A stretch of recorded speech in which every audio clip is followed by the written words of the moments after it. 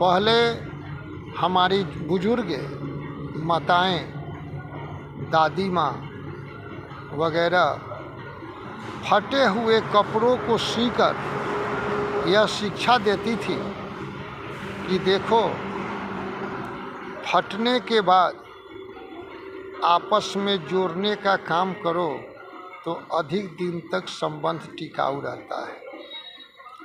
उसी तरह से किसी प्रकार का झगड़ा होती थी घर में, किसी प्रकार का कुछ होता था, बड़े बुजुर्ग बैठ कर के आपस में समझौता करा देते थे और एक परिवार को टूटने और बिखरने से बचा लेते थे। और वह शिक्षा फटा हुआ कपड़ा को दिखा के बताते थे कि देखो, यह फटा हुआ कपड़ा है, लेकिन जब मैंने इसको सी दिया है सुई और धागों से, तो आज यह एकजुट हो गया और यह काम करने लायक हो गया। उसी तरह से संबंध होता है। कहीं कोई मनमुटाव हो, कोई खटास हो, तो वहाँ आपस में बैठ के सुलझा लेना चाहिए।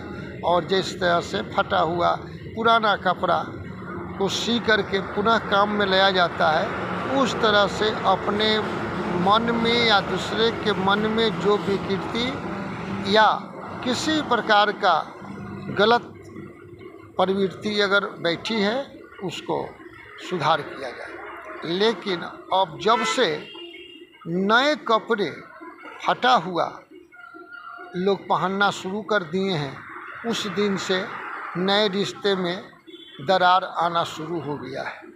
चूँकि जोड़ने के काम नहीं, अब का शौक़ जो है से फटने में, चलने में। तो जिसने जोड़ने का सिखाया ही नहीं, फटने का सिखाया, तो आज फटा हुआ जीन्स पहन कर के लोग अपने आप को गौरवशाली और सौभाग्यशाली समझ करके चलते हैं।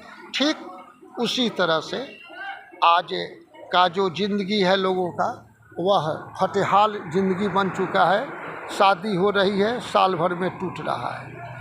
हनीमून पर लोग जा रहे हैं, एक दूसरे की हत्या कर रहे हैं, इसलिए कि उनको तो शिक्षा मिला हुआ है फटा हुआ पहनने का।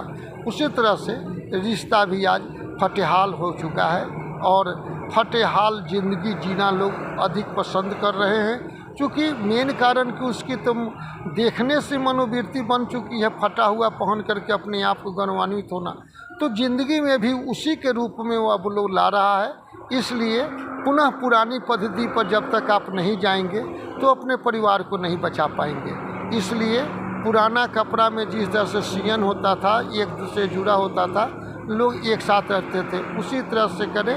फटा हुआ जींस नहीं पहने और फटे हुई ज़िंदगी